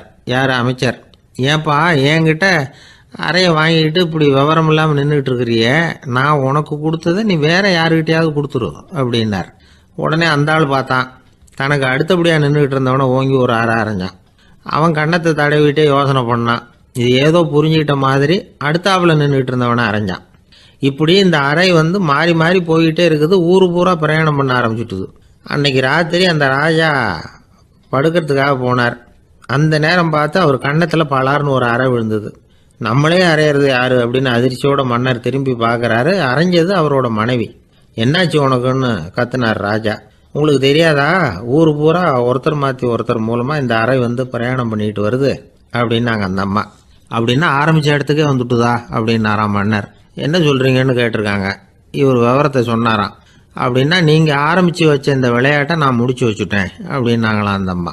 மறுநாள் காலை மறுபடியும் அரசவை கூடிச்சு அந்த அமைச்சர் மன்னரை பார்த்து கேட்டார். என்ன மகாராஜா, என்கிட்ட கொடுத்ததை திருப்பி வாங்கிட்டீங்களா அப்படின்னாராம். இப்படி நடக்கும்னு நான் எதிர்பார்க்கவே இல்லைன்னார் மன்னர். ஆனால் நான் எதிர்பார்த்தேன். அது எங்கே போயிட போகுது, ஊர் பூரா சுற்றி கடைசியில் உங்ககிட்ட தான் வந்து சேரும் அப்படிங்கிறது எனக்கு தெரியும் அப்படின்னாராம் அமைச்சர். இந்த கதை வந்து வேடிக்கையாக இருந்தால் கூட இதில் உள்ள கருத்து முக்கியமானது. இந்த உலகத்தில் பல கருத்துக்கள் இப்படி தான் மாறி மாறி சுற்றி வந்துக்கிட்டே இருக்குது. நம்மால் ஒருத்தன் தன்னுடைய நண்பன் ஒருத்தனை கடத்தெருவில் பார்த்தான். உடனே ஓடி போய் பலார்னு ஒரு அறை கொடுத்தானா. அவன் கன்னத்தை தடவிட்டு ஏன்டா என்ன அரைஞ்சேன்னு கேட்டிருக்கான். நீ ஏன்டா என்னை முட்டாள்னு என் மனைவிட்ட போய் சொன்னேன் அப்படின்ட்டுருக்கான் அவன். உன்னை ஒரு முட்டாள்னு சொன்னதுக்காகவா நீ என்ன அரைஞ்ச அப்படின்னு கேட்டிருக்கான் இவன். டேய், நான் அதுக்காக அறையலப்பா, அது ஒரு பெரிய ரகசியம். நான் முட்டாளுங்கிறது அந்த ரகசியத்தை நீ வந்து ஏன் எங்கள் வீட்டில் போய் சொன்னேன், அதுக்காக தான் அரைஞ்சேன் அப்படின்னு நான் அவன். ஒரு இலக்கிய கூட்டம் ஏற்பாடு பண்ணியிருக்கிறோம், நீங்கள் அவசியம் வந்து அதில் பேசணும் அப்படின்னு கேட்டுக்கிட்டார் ஒருத்தர். வேணாங்க, 4 பேருக்கு முன்னாடி வந்து நிற்கிறதுனா எனக்கு ரொம்ப கூச்சமாக இருக்கும் அப்படின்னாரு இவர். ஏன் சார் இன்னமும் குழந்த மாதிரி கூச்சப்படுறீங்களே அப்படின்னார் அவர் ஒரு மாதிரியாக சமாளித்து அனுப்பி வச்சுட்டு அதுக்கப்புறம் அதை பற்றி இவர் யோசித்து பார்த்துருக்கார். சில நிபுணர்கள் எழுதியிருக்கிறத படித்தும் பார்த்துருக்கிறார். மனோதத்துவ நிபுணர்கள் என்ன சொல்கிறாங்க தெரியுமா? 10லேருந்து 20% குழந்தைகள் பிறக்கிறப்பவே கூச்ச சுபாவம் கொண்டதாக தான் இருக்குதான். ஒரு தாத்தா தன்னோட பேர பிள்ளைய ஆசையாக கூப்பிடுறார் விளையாட்டு காட்ட, அதை அழுதுகிட்டு ஓடி போகுது. ஒரு அம்மா தன்னோட பிள்ளைய பள்ளிக்கூடத்தில் சேர்க்கறதுக்காக கூப்பிட்டுக்கிட்டு போகிறாங்க. அந்த புள்ள அம்மாவோட முந்தானையில் ஒளிஞ்சிக்கிட்டு வெளில வரமாட்டேங்குது. இவங்களெல்லாம் எப்படி சமாளிக்கிறது? குழந்தைகளோட கூச்ச சுபாவத்தை போக்குறது எப்படி? இதுக்கு நிபுணர்கள் சில யோசனைகளை சொல்லியிருக்கிறாங்க. மற்றவங்களுக்கு முன்னாடி என் பையனுக்கு கூச்சம் ரொம்ப அதிகம் சார், மற்றவங்க பார்த்தா ரொம்ப வெக்கப்படுறான் இப்படி சொல்கிற அப்பாக்கள் உண்டு. என் பையன் புது மனுஷால பார்த்தா அட்டையாக ஒட்டிக்குவான் சார் அப்படின்னு சொல்கிற அப்பாக்களும் உண்டு. இப்படிலாம் குழந்தைகளுக்கு வந்து முத்திரை குத்துறது ரொம்ப தப்பான். புதுசாக யாராவது வீட்டுக்கு வந்தால் குழந்தை தானாக தன்னோட கூச்சத்தையும் பயத்தையும் போக்கிக்கிட்டு சகஜமாக மாறி வர்றதுக்கு வாய்ப்பு கொடுக்கணுமா. ஒரு கூட்டத்துக்கோ அல்லது சொந்தக்காரங்க கல்யாணத்துக்கோ குழந்தைய அழைச்சிட்டு போகிறீங்க, அங்கே போய் கட்டாயப்படுத்தி குழந்தைய மற்றவங்க கிட்ட பேச சொல்லக்கூடாது. சில சமயம் குழந்தை தானாக தன்னுடைய கூச்ச சுபாவத்தை விட்டு பேசுறதுக்கு முன் வந்தால் அதை பாராட்டணும்.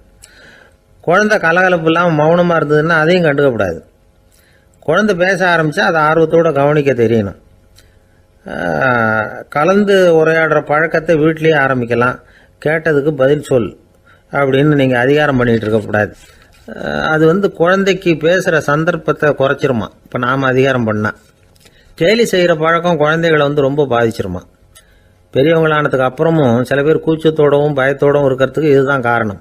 சின்ன வயசில் அவங்கெல்லாம் ஏதாவது கேலிக்கு ஆளாகி இருப்பாங்க.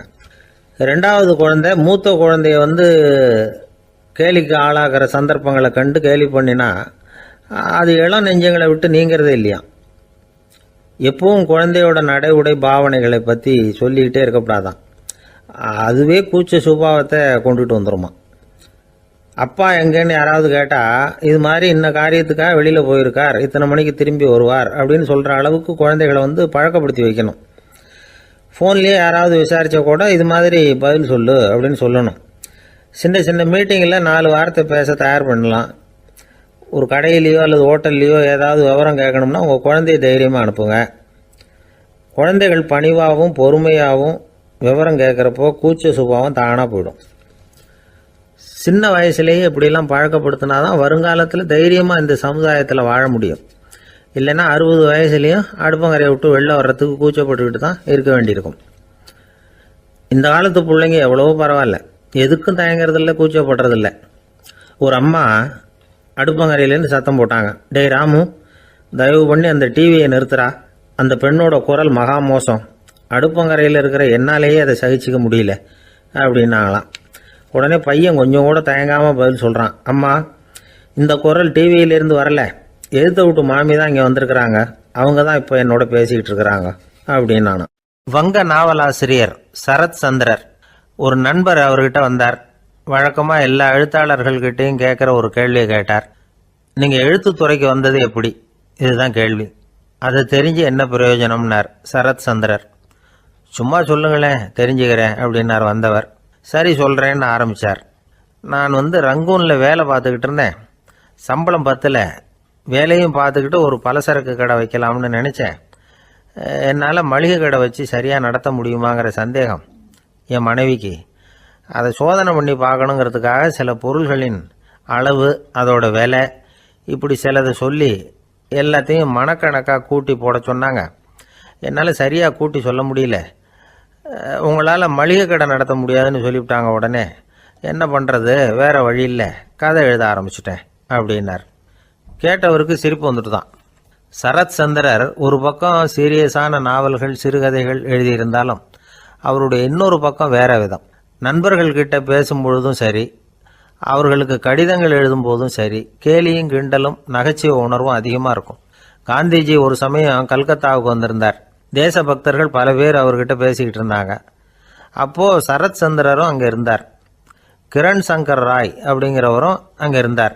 அவர் சொன்னாராம், காந்திஜியோட பழகிய முதல் வங்காளி நான் தான்.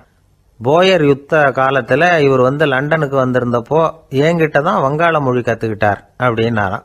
உடனே சரத் சந்திரர் காந்திஜியை பார்த்து, இவர் உங்களுக்கு வங்காள மொழி கற்றுக் கொடுத்தது உண்மைதானா அப்படின்னாராம். ஆமான்னாராம் காந்தி. அதனால தான் உங்களால் வங்காள மொழி கற்றுக்க முடியல அப்படின்னாராம். எல்லாரும் சிரிச்சாங்களாம். சரத் சந்திரர் சாம்தாபேர் அப்படிங்கிற கிராமத்தில் தங்கியிருந்தார் ஒரு இலக்கிய நிகழ்ச்சியில் கலந்துக்கிறதுக்காக. அதுக்காக ஒரு கல்கத்தாவுக்கு போக வேண்டிய சூழ்நிலை. அதுக்காக புறப்பட்டார். அந்த சமயத்தில் பின்னாடி இருந்து யாரோ அவரை கூப்பிட்டாங்க. இப்படி கூப்பிட்டவரை பார்த்து இன்னொருத்தர் யாரோ அதட்டி இருக்கிறாங்க. போகிறவரை ஏன் இப்படி கூப்பிடுறீங்க அப்படின்னு. ஏன் கூப்பிட்டா என்னன்னு கேட்டிருக்கார் சரத் சந்திரர். புறப்படுறவங்கள பின்னாடி இருந்து கூப்பிடுறது அபசகுனம், போகிற இடத்துல ஏதாவது ஆபத்து வரலாம் அப்படின்னு அதுக்கு விளக்கம் கொடுத்துருக்கிறார் அவர். உடனே சரத் சந்திரர் சொன்னாராம், இதோ இவங்க என்ன இலக்கிய கூட்டத்துக்கு அழைச்சிட்டு போகிறாங்களே, இதை விட வேற என்ன ஆபத்து வந்துட போகுது அப்படின்னாராம். இப்படி சரத் சந்திரருக்கு இயல்பாகவே நகைச்சுவை உணர்வு உண்டு. அவருடைய நண்பர் ஒருத்தர் வீட்டுக்கு கூப்பிட்டுருந்தார். அங்கே ஒரு கச்சேரிக்கு ஏற்பாடு பண்ணியிருந்தாங்க. சரத் சந்திரருக்கு இயல்பாகவே கச்சேரியில் நீண்ட ஆலோசனையெல்லாம் கேட்கறதுக்கு பொறுமை இருக்காது. அதனால் மெதுவாக பாட போகிறவர் எப்படி அப்படின்னு கேட்டிருக்கார். அவருக்கு ரொம்ப நல்லா பாட தெரியும் அப்படின்னு சொல்லியிருக்கிறாங்க. அதுக்கு சரத் சந்திரர், பாட தெரியுங்கிறது சரி, பாட்டை நிறுத்த தெரியுமா அதை சொல்லுங்கள் முதல்ல அப்படின்னாராம். ஒரு பெரியவர் உட்கார்ந்துருக்கிறார். அவரை சுற்றி அவருடைய தோழர்கள் உட்காந்துருக்கிறாங்க. ஏதோ ஒரு முக்கியமான செய்தியை அவர் அவங்களுக்கு சொல்லிகிட்டு இருக்கிறார். அவங்களும் ஆர்வமாக கேட்டுக்கிட்டு இருக்கிறாங்க. இந்த சமயத்தில் யாரோ ஒரு ஆள் வேகமாக அங்கே வர்றார். வர்ற வேகத்திலேயே எனக்கு ஏதாவது உதவி செய்யுங்க அப்படின்னு கேட்டுக்கிட்டே வர்றார். கேட்கறது உதவி, ஆனால் குரல் மிரட்டுறது மாதிரி இருக்குது, அதட்டி கேட்கறது மாதிரி இருக்குது. இதை கேட்டதும் அந்த பெரியவர் ஆத்திரப்படலை, ஆனால் அவரை சுற்றி இருந்தவங்க ஆத்திரப்பட்டாங்க. இதை பெரியவர் கவனித்தார். கொஞ்சம் அமைதியாக இருங்கன்னார். வந்தவரை கூப்பிட்டார். அவருக்கு சில பொருள்களை கொடுத்தார். என்னங்க இப்போ உங்களுக்கு மகிழ்ச்சி தானே அப்படின்னார். ஆ அப்படின்னு அலட்சியமாக அவர் சொல்கிறார். நான் உங்களை நல்ல முறையில் நடத்தினேன்னா அப்படின்னு கேட்குறாரு அவர் மறுபடியும். அதெல்லாம் ஒன்றும் இல்லை அப்படின்னு சொல்லி அவர் சொல்லிகிட்டு இருக்கிறாரு. குரலில் கடுமை குறையில. சுற்றி இருந்தவங்களால இதை பொறுத்துக்க முடியல. கோபத்தோடு அவரை நோக்கி நெருங்க ஆரம்பித்தாங்க. பெரியவர் அவங்களையெல்லாம் தடுத்து நிறுத்தினார். வந்தவரை வாங்க என்னோட அப்படின்னு சொல்லி அழைச்சிட்டு போனார். வீட்டுக்கு போனார். அங்கே போனதும் இன்னும் சில பொருள்களை எடுத்து அவர்கிட்ட கொடுத்தார். இப்போ திருப்தி தானே, நான் உங்ககிட்ட நல்ல முறையில் நடந்துக்கிட்டேனா அப்படின்னார். அவர் முகம் இப்போ தான் கொஞ்சம் மலர்ந்தது. ரொம்ப நன்றி, இறைவன் உங்கள் குடும்பத்துக்கு எல்லா நன்மைகளையும் செய்வான் அப்படின்னு சொன்னார். இதே வார்த்தைகளை என்னுடைய தோழர்கள்கிட்டே சொல்லிட்டீங்கன்னா அவங்க கோபம் தணிஞ்சிரும், வர முடியுமான்னார். கண்டிப்பாக வர்றேன் அப்படின்னாரு. மறுநாள் காலையில் அந்த இடத்துக்கு வந்தார். அதே மாதிரி சொல்லிவிட்டு அவர் போயிட்டார். தோழர்கள்லாம் ரொம்ப வியப்போடு பெரியவரை பார்த்தாங்க. அந்த பெரியவர் தான் நபிகள் நாயகம். அவர் சொன்னார், ஒருத்தன் ரொம்ப ஆசையாக ஒரு ஒட்டகத்தை வளர்த்துக்கிட்டு வந்தான். ஒரு நாள் அந்த ஒட்டகம் கயத்தை அறுத்துக்கிட்டு ஓடி போயிட்டுது. அக்கம் பக்கத்தில் இருக்கிறவங்கெல்லாம் அந்த ஒட்டகத்தை பிடிக்கிறதுக்கு முயற்சி பண்ணாங்க. அதை துரத்திக்கிட்டு ஓடினாங்க. ஒட்டகம் தாறுமாறாக ஓட ஆரம்பிச்சுது. இந்த சமயத்தில் ஒட்டகத்தை வளர்த்தவன் அங்கே ஓடி வந்தான். நீங்கள் அதை ஒன்றும் செய்ய வேணாம், விட்டுருங்க. அதோட சுபாவம் எனக்கு நல்லா தெரியும். அதை சுலபமாக என்னோடய வழிக்கு கொண்டுட்டு வந்துட முடியும். நான் பார்த்துக்கிறேன், விட்டுருங்கோ அப்படின்னா. எல்லாரும் விலைக்கு போயிட்டாங்க. இவன் என்ன செஞ்சான் தெரியுமா? கொஞ்சம் புல்லை கையில் எடுத்துக்கிட்டு அந்த ஒட்டகத்தை நெருங்கினான். அவ்வளவுதான். அது ஓடி இவன் காலடியில் உட்காந்துக்கிட்டது. செல்லமாக அதை அப்படியே தடவி கொடுத்தான். முதுகில் ஏறி உட்காந்துக்கிட்டான். அது பாட்டுக்கு சாதுவாக நடந்து போகுது. இந்த கதையை நபிகள் நாயகம் தம்முடைய தோழர்களுக்கு சொல்கிறார். ஒட்டகத்தை மட்டும் இல்லை, சில மனிதர்களையும் கூட சில விதத்தில் அணுகிதான் அவர்களை சீர்திருத்த வேண்டியிருக்குது அப்படிங்கிறத அவங்களுக்கு உணர்த்தினார். இது ஒரு அழகான உளவியல் அணுகுமுறை. சில குடும்ப தலைவர்கள் கூட இந்த ஒட்டகம் மாதிரி நடந்துக்கிறது உண்டு, அப்புறம் அடங்கி போகிறதும் உண்டு. ஒரு குடும்ப தலைவர் காலையில் எழுந்திரிச்சதுலேருந்து சத்தம் போட்டு கத்திக்கிட்டு இருப்பார். பக்கத்தில் இருந்தவங்கெல்லாம் ஓடி போய் சமாதானம் பண்ணி பார்த்தாங்க. அவர் ஓயறது மாதிரி தெரியல. கடைசியில் அவர் மனைவி வந்தாங்க. நீங்கள் எல்லாம் விலைக்கு போயிடுங்க, அவர் சுபாவம் எனக்கு தெரியும், நான் பார்த்துக்கிறேன் அப்படின்னாங்க. சரின்னு எல்லாரும் போயிட்டாங்க. சாயந்தரமாக பார்க்குறாங்க, அவர் சத்தம் இல்லாமல் ஒரு மூலையில் உட்காந்துருக்கிறார். ரொம்ப சாதுவா. ஆச்சரியமாக இருந்தது. என்னம்மா பண்ணீங்கன்னு கேட்டாங்க. அது ஒன்றும் இல்லைங்க, ஒரு வேளை சாப்பாட்டை நிறுத்தினேன், பட்னி போட்டேன், அவ்வளவுதான் அப்படின்னாங்க அந்த அம்மா. அமெரிக்க ஜனாதிபதி ஆப்ரஹாம் லிங்கன் ஒரு நாள் தன்னோட கோச்சு வண்டியில் தலைநகரான வாஷிங்டனுக்கு போயிட்டு இருக்கிறார். கோச்சு வண்டி ஒரு சாலையில் போயிட்டு இருக்கு. அந்த சாலைக்கு ஒரு பக்கத்தில் பயங்கரமான சதுப்பு நிலம். சதுப்பு நிலம்னா அது புதைகுழி, புதை மணல்ங்கிறோம்ல, அது மாதிரி. அந்த சதுப்பு நிலத்தில் யாராவது மாட்டிக்கிட்டா அவ்வளோதான், ஆளை கொஞ்சம் கொஞ்சமாக உள்ள அமுக்கிவிடும். தப்பிச்சு கரையிறது கஷ்டம். அப்படிப்பட்ட நிலம் அது. ஆப்ரஹாம் லிங்கன் ஏதோ ஒரு முக்கியமான அரசாங்க வேலையாக போயிட்டு திரும்பி வந்துக்கிட்டு இருக்கிறார்.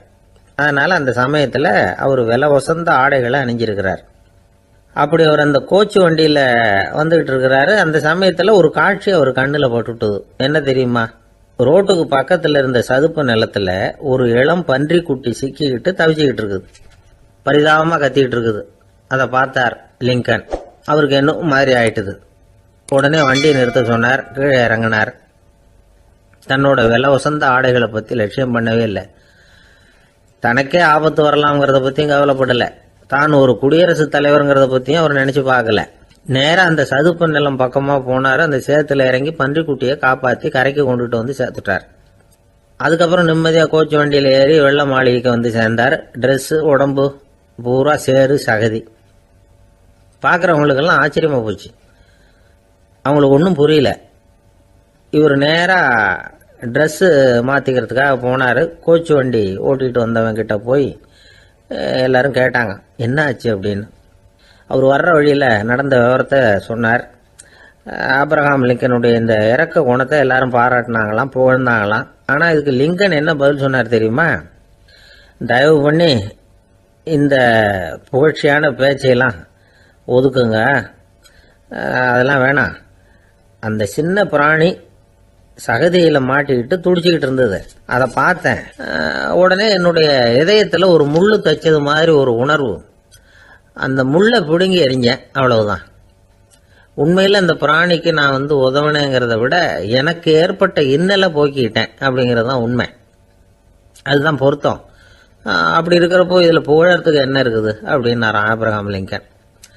எவ்வளவு யதார்த்தமான வார்த்தைகள் பாருங்க. இந்த காலத்தில் நம்மளையும் பல பேர் அப்படி உண்டு. நீச்சல் தெரியாத ஒரு ஆள் தண்ணியில் இறங்கிட்டான். தண்ணி ஆழங்கிறது அப்புறமா தான் தெரிஞ்சுது. தத்தளிக்க ஆரம்பிச்சுட்டான். வாழ்னு கத்துறான். கரையில் நின்றுட்டு இருந்த ஒருத்தர் இதை பார்த்தார். உடனே அவருக்கு இதயத்தில் முள்ளு தைச்சது மாதிரி ஒரு உணர்வு. உடனே குபீர்னு தண்ணியில் பாஞ்சார். அவரை காப்பாற்றி கரைக்கு கொண்டுட்டு வந்து சேர்த்தார். இதை பார்த்துக்கிட்டு இருந்த இன்னொருத்தர் காப்பாற்றின அந்த ஆளை பாராட்டி புகழ்ந்தார். என்ன புகழாதீங்க சார் அப்படின்னார் அவர். ஏன்னு கேட்டார் இவர். நான் அந்த ஆளை ஏன் காப்பாற்றினேன் தெரியுமா? அவன் நேற்றுக்கு என்கிட்ட 300 ரூபா கடன் வாங்கியிருக்கிறான். இவன் தண்ணியில் போட்டான்னா நான் கொடுத்த கடனும் தண்ணியில் போடும். அதனால தான் விழுந்து காப்பாற்றினேன் அப்படின்னா அந்த ஆள். ஒருத்தர் இருக்கார், நல்ல உத்தியோகத்தில் தான் இருக்கிறார். ஆனால் எப்போ பார்த்தாலும் முகத்தை வெறுப்பாக வச்சிருப்பார். அப்படியே வருவார் போவார். ஏன் சார் இப்படி இருக்கிறீங்க அப்படின்னு விசாரித்தோம். ஏன்டா இந்த வேலைக்கு வந்தோம்னு இருக்கு சார் அப்படின்னார். உங்கள் வேலை உங்களுக்கு பிடிக்கலையா அப்படின்னு கேட்டோம். இல்லைன்னார். இப்படிப்பட்டவங்க வெற்றிகரமான வாழ்க்கை வாழ முடியாது. இது நிபுணர்கள் கருத்து. வேலையை நேசிக்க தெரிந்தவர்கள் வெற்றி பெறுவார்கள் அப்படிங்கிறாங்க அவங்க. எந்த துறையாக இருந்தாலும் சரி, அந்த துறையில் வெற்றிகரமாக இருக்கிறவங்கள விசாரித்து பாருங்கள். எனக்கு என்னுடைய வேலை ரொம்ப பிடிக்கும் அப்படின்னு சொல்கிறவங்களாக தான் இருப்பாங்க. அப்படி இருந்தால் தான் அது வெற்றிகரமாக இருக்க முடியுது அவங்களால. ஒருத்தனுக்கு பிடித்தமான பொழுதுபோக்கே அவனுடைய தொழிலாக இருந்துட்டுதுன்னா அவனை மாதிரி கொடுத்து வச்சவன் வேற யாரும் இல்லை அப்படிங்கிறார் பெர்னாட் ஷா. ஒரு தடவை மன்னர் ஹுமாயூன் உயிரை தண்ணீர் முண்டு ஊற்றுகிற தொழிலாளி ஒருத்தர் காப்பாற்றினாராம் அந்த ஹுமாயூன் உயிரை. உடனே மன்னர் கேட்டிருக்கார், உனக்கு என்ன வேணும்னாலும் கேளு தரேன், உயர் பதவி வேணுமா அப்படின்னு கேட்டாராம். மன்னா, மக்களின் தாகம் தீர்க்கக்கூடிய இந்த பணியை விட உயர்ந்தது உண்டா அப்படின்னாராம் அந்த தொழிலாளி. அவரால் அவருடைய வேலையை நேசிக்க முடிஞ்சுது. அதனால் மகிழ்ச்சியாக இருக்க முடிஞ்சுது. நாமெல்லாம் அப்படி இல்லை. வேலை கிடைக்கிற வரைக்கும் கிடைச்சா போதும் அப்படின்னு இருக்கோம். கிடைச்சதுக்கப்புறம் ஏன்டா இந்த வேலைக்கு வந்தோம்னு ரொம்பவும் அழுத்துக்குவோம். சரி, நாம் இருக்கிற இடத்துல நாம் வெற்றிகரமாக இருக்க வழி உண்டா அப்படின்னா உண்டுன்னு சொல்கிறாங்க. அதாவது மன இயல் நிபுணர்கள் இருக்கிறாங்க இல்லையா, அவங்க அதுக்கு முக்கியமாக 6 வழிகள் சொல்கிறாங்க. நீங்கள் ஒரு அலுவலகத்தில் வேலை பார்க்குறவரா அப்படின்னா இதை கேளுங்க. அதாவது உங்கள் மேலதிகாரி எதிர்பார்ப்புக்கு தகுந்த மாதிரி உங்கள் வேலை இருக்குதா? அப்படி இல்லைன்னா முதல்ல உங்கள் வேலையின் தரம் உயரணும். உங்களுக்கு மேலே கீழே வேலை பார்க்குற பணியாளர்கள்கிட்ட நல்ல விதமாக பழகிறீங்களா? அந்த உறவு முறையில் ஏதாவது குறை இருந்தால் அதை கண்டுபிடிச்சி சரி பண்ணுங்க.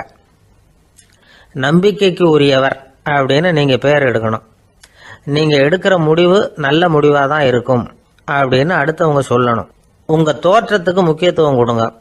இது மனம் உடல் ரெண்டும் சம்பந்தப்பட்டது. அதனால் மனசையும் ஆரோக்கியமாக வச்சுருக்கணும், உடம்பையும் ஆரோக்கியமாக வச்சுருக்கணும்.